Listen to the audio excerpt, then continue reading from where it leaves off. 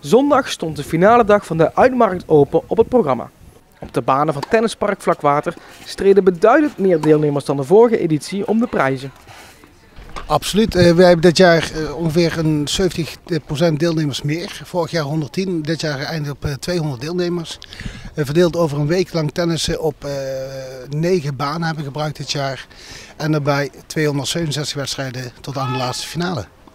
Die forse stijging kan Tegelhoven wel verklaren. We zijn vorig jaar hebben we nu elan in de commissie gekregen, daarmee geprobeerd wat meer elan te krijgen, weer cachet aan het hele gebeuren, Uitmarkt open.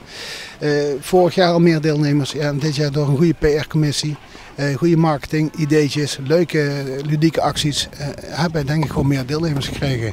En vorig jaar goed weer gehad, wat misschien ook geresulteerd heeft in meer aanmeldingen. Dat zorgde er ook voor dat er een paar wedstrijden aan het programma konden worden toegevoegd. Ja, dit jaar hebben we gelukkig nog op het laatste moment kunnen uitbreiden met een damesenkel, de dames 2, de dubbel en een enkelpool. Met gewoon de Limburgse toppers erbij. En dat geeft toch wel weer een schouderklopje voor onze commissie, tot wij deze dames erbij hebben. En de heren 3. Dat is ook wel een hoog niveau.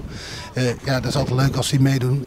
Geeft meer body aan het toernooi. En we hopen eigenlijk dat volgend jaar de aanmeldingen iets eerder binnenkomen. Tot die groep ook wat groter wordt. Over het aantal jeugdspelers was niets te klagen. Maaskoord, de tennisschool, de tennis hier op ons park hebben een grote groep met jonge gasten die goed kunnen tennissen. Alleen in een toernooi is veelal de klasse 5 naar beneden, naar 2 toe, is open.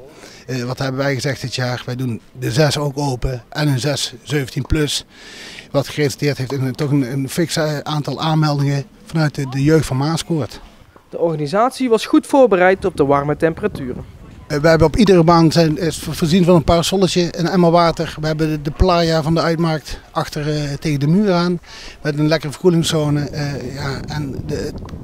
In de poolwedstrijden spelen wij gewoon met de super tiebreak, zoals dat heel mooi heet. En daarin hebben we alle voorwaarden van de KNVB voldaan. Eind juni volgend jaar staat er een nieuwe Uitmarkt open op de planning.